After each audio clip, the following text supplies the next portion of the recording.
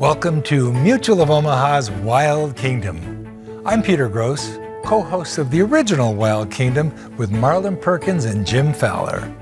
For more than 50 years, Wild Kingdom explored wildlife and our natural world. Tonight's episode, and many others, focus on the timeless value of wildlife conservation. Wild Kingdom played a critical role in changing public attitudes about the importance of animals for the health of our planet and our own quality of life.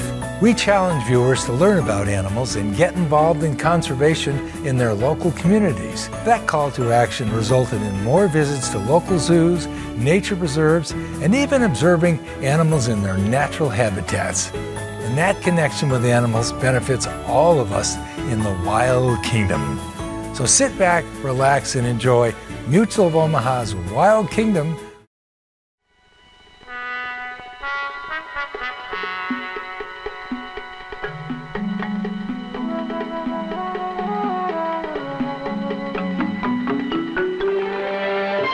Mutual of Omaha's Wild Kingdom is presented by Mutual of Omaha.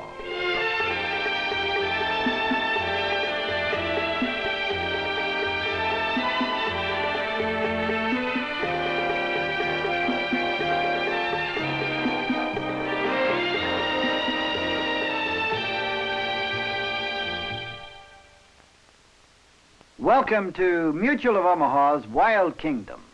When a predator abandons its natural prey and begins attacking domestic livestock, it must be killed or captured.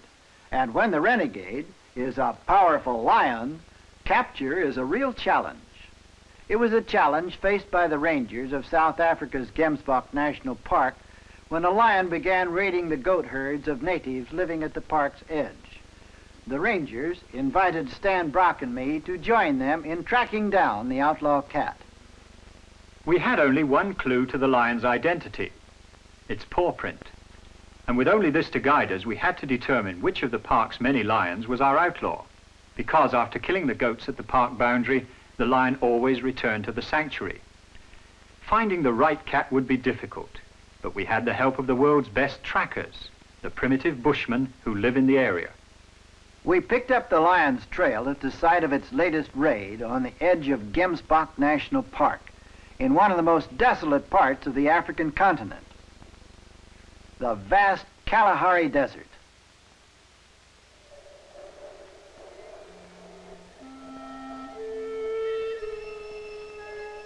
The lion struck early this morning, and there is little doubt that it's the same marauding cat that has attacked other livestock in this area. The native herdsman sent his boy to report the raid to ranger headquarters nearby. We came as quickly as possible. Here's Marlin. If our bushman trackers can find the lion, Ranger Stoffel Lariche will direct the capture attempt.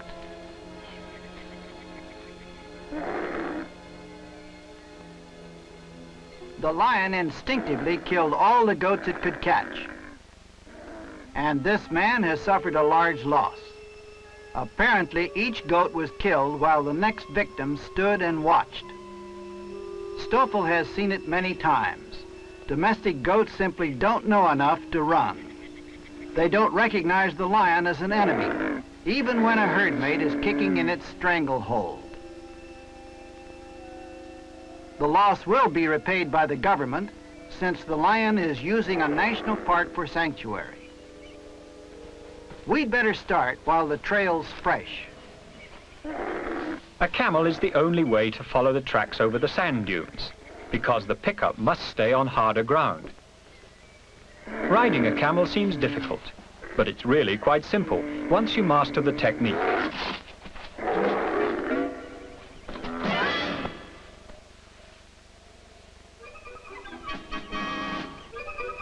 It's easy for Marlin to laugh. He'll be riding in the truck today.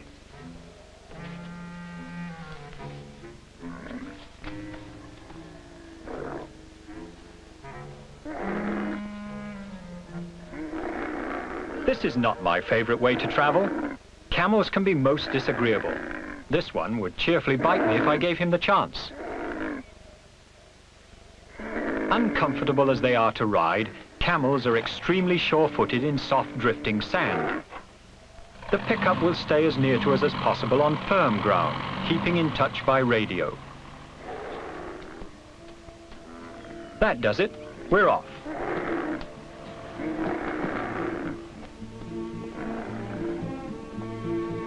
Now I'll just stay with my tracker, Ukani, as he follows the trail.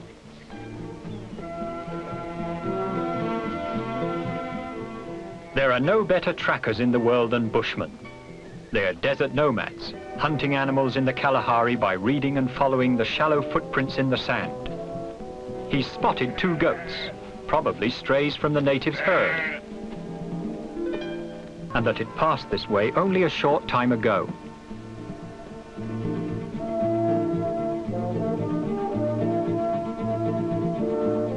The bushmen have a saying, "When I look at your track, I look into your face."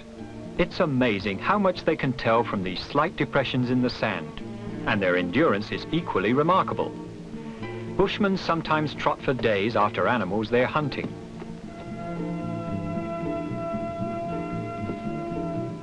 This desert is vast, but not empty. Camels.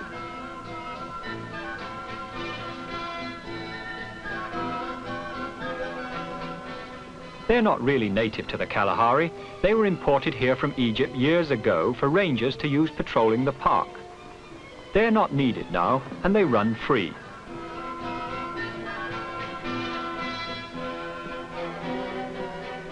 Ukani is eager to keep moving while the lion trail is fresh.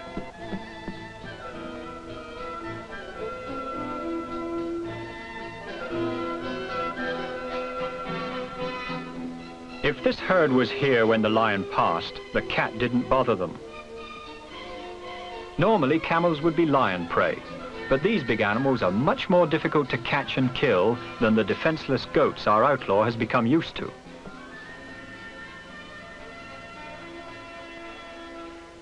We're nearing the boundary of the Gemsbok National Park, and Ukani's quickened the pace. There's little doubt the lion re-entered the sanctuary.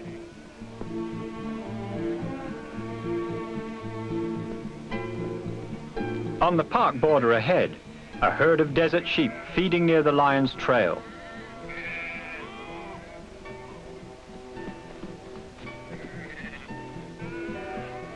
Vegetation is sparse out here, and the sheep must browse wherever they find brush, even though the shepherd knows there is danger of a raid here in the big cat's territory.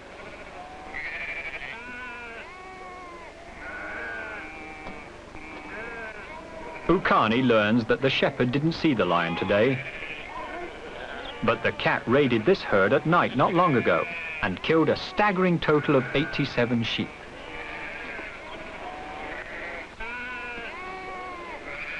The lion is certain to strike again, unless we find it first.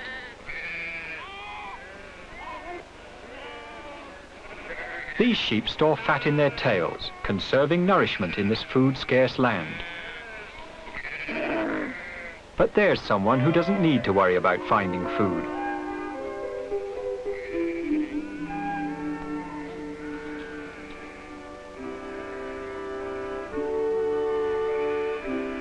It's time to move on and follow the tracks into the park. At the trail's end, there's a renegade lion.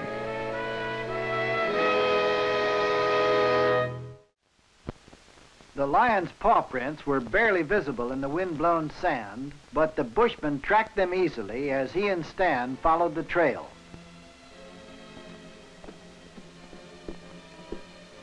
Ukani has spotted other tracks. It's a lion, but not the one we're after. I'll take a closer look. Riding a camel is easier once you remember to lean one way when he leans the other.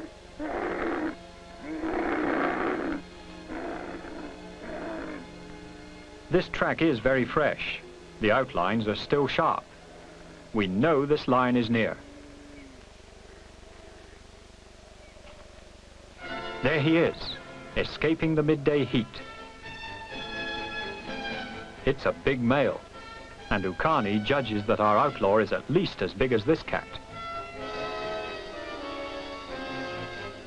Lions will not normally let a man come too close. Years of hunting have made them cautious.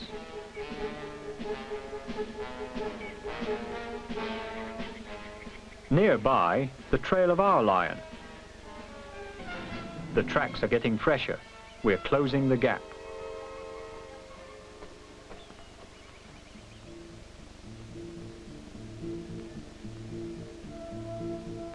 Ukani can tell from the tracks that the renegade is slowing down and looking for shade.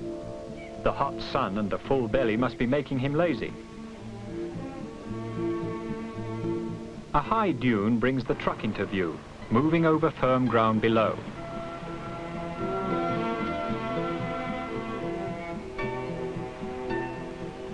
They've managed to stay near us by sticking to an area of hard pan, a limestone outcropping kept free of drifting sand by wind action. There's some commotion ahead. Fighting Gemsbok. Actually, this is only a sparring match between two young bulls, testing their strength in a friendly contest.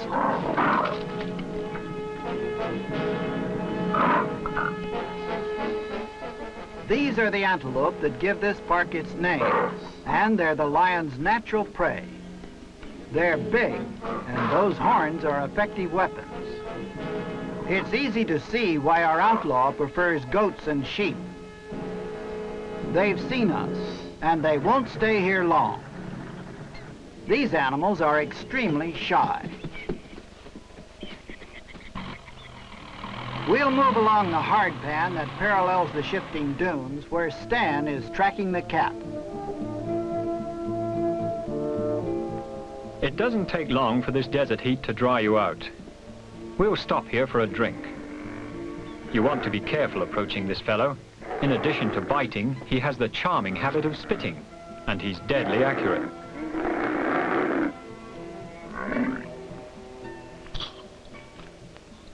It's warm, but water never tasted better.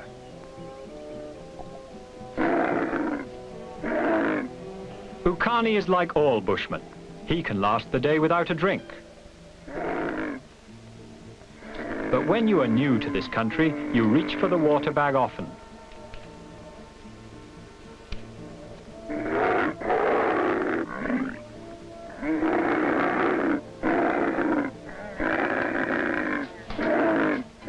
We can't afford any long stops. We've got to find the lion before daylight fades.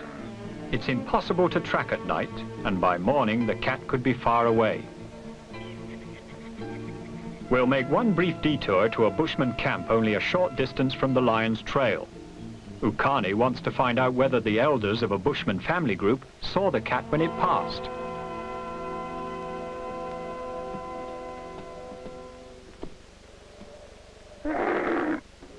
They may be able to tell us exactly how far ahead our lion is.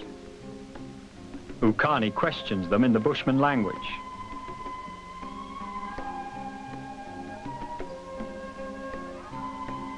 No luck. They went hunting early this morning, and the cat passed while they were gone. We'll head back to the lion's trail. It's very fresh, and the cat must be near.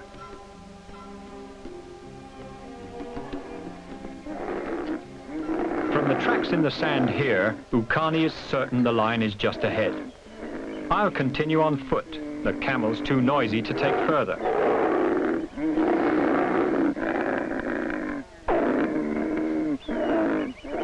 We'll have to stalk the cat slowly, or it may run off before we even see it.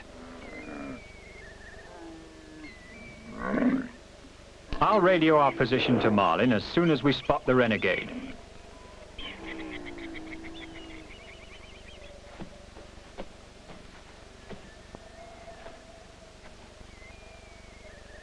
Ukani is certain the lion passed over this ground just minutes ago. We don't want him to spot us. If he's man-shy like most cats, he'll run. Too late. He's seen us.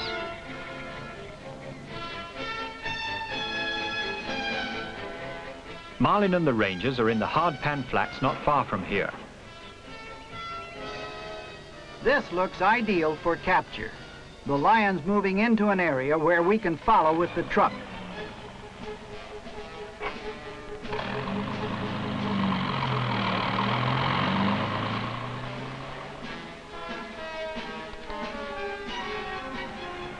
The lion has run off, but if he sticks to this sandy bush country, we'll be able to stay with him. Toma is a bushman tracker that Stoffel has worked with for years. Close teamwork is vital for the capture, and Toma will pick up the trail here from Ukani.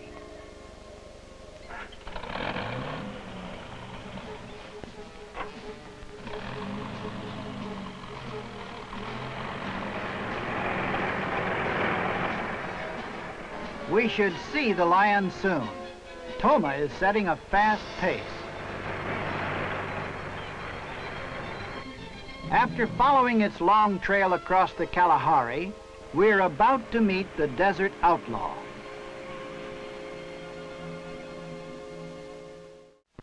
As we moved along the lion's trail, everyone knew we were coming closer and would soon be face to face with the big cat.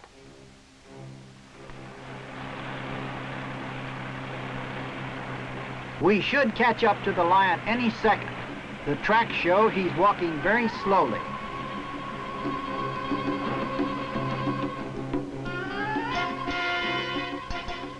He hasn't seen us yet. He seems to be searching for shade. It's time for Toma to climb aboard. Unlike men on foot, men in trucks or cars don't bother most lions. If he continues this way, he should come within range of Stoffel's crossbow. This powerful crossbow is extremely accurate at close range, shooting a large hypodermic dart that injects a dose of immobilizing drug on impact.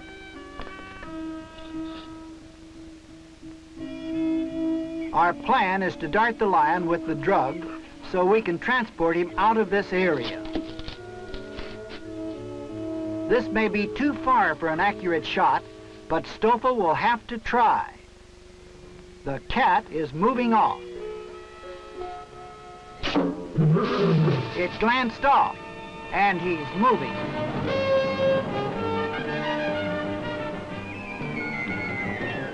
The idea is to keep him in sight and not press him into an all-out run. If he gets too excited, the drug may not work as well. Good. He's found a spot out of this hot sun. We'll wait until he's made himself comfortable. Now to ease in close enough for another shot.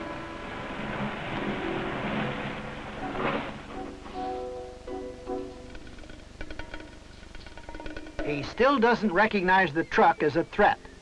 We should be able to close the gap a little more.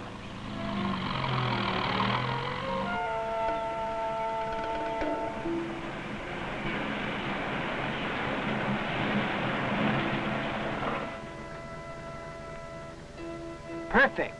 He's broadside to us. Ideal for a shoulder shot.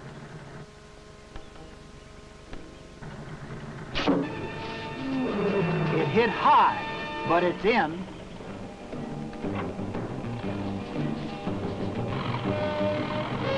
We've got to keep him in sight. If he loses us, he'll simply sleep it off. And before we could find him, he might kill more livestock.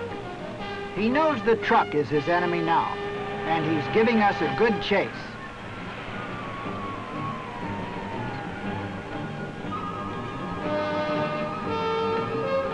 It's a rough ride, but we've got to stay with him.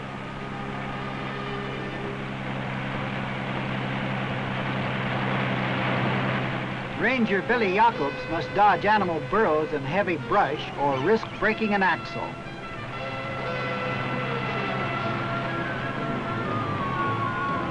We don't want to push him too hard.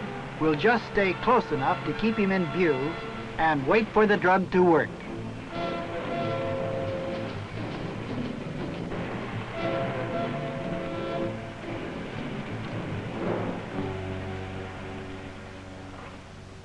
Good, he's stopping.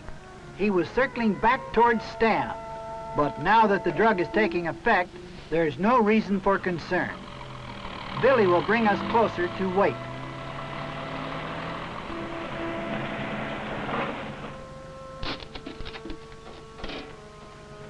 It doesn't appear that the dart injected enough drug to put the lion down. He knows we're enemies now, and we'll move forward with great caution for another shot.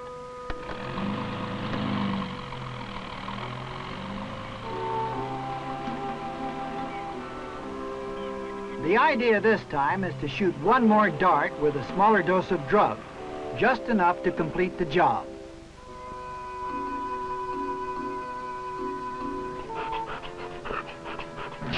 He's charging.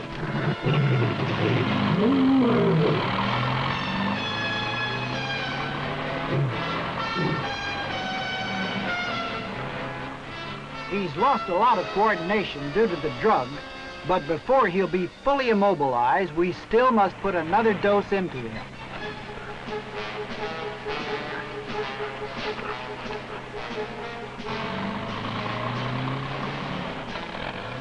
We can come much closer now. There's little danger of another charge.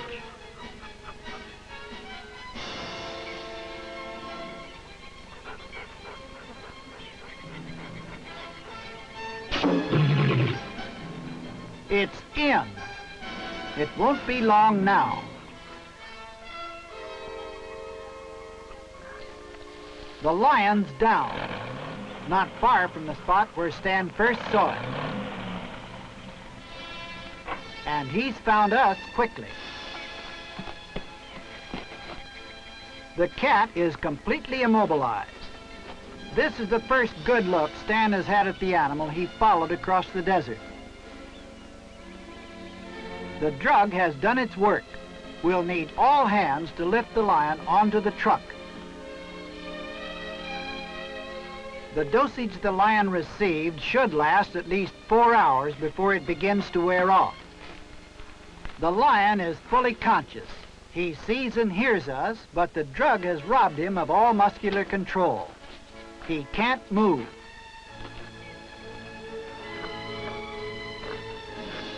This is a big lion. He must weigh about 400 pounds.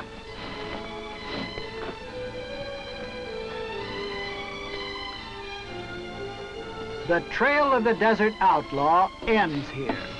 Ahead is a trip deep into the park interior, far from sheep and goats, where the outlaw lion will hunt its natural prey once again.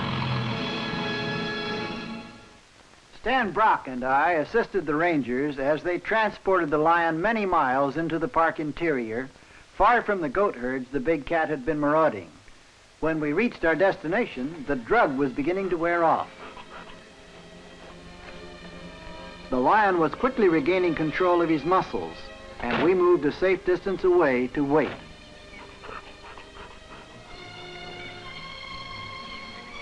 We stayed till the lion had recovered fully from the drug's effects.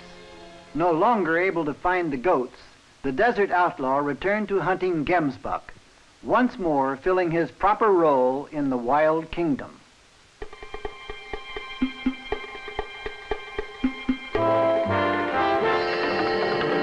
Mutual of Omaha has presented Mutual of Omaha's Wild Kingdom.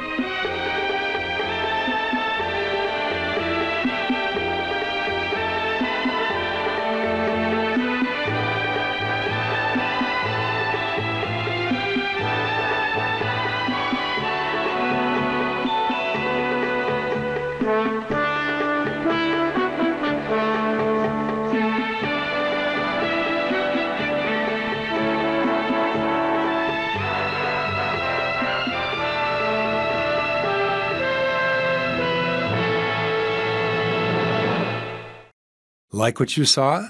Follow us on Facebook, Instagram, and YouTube for more exclusive content. And visit our website at wildkingdom.com.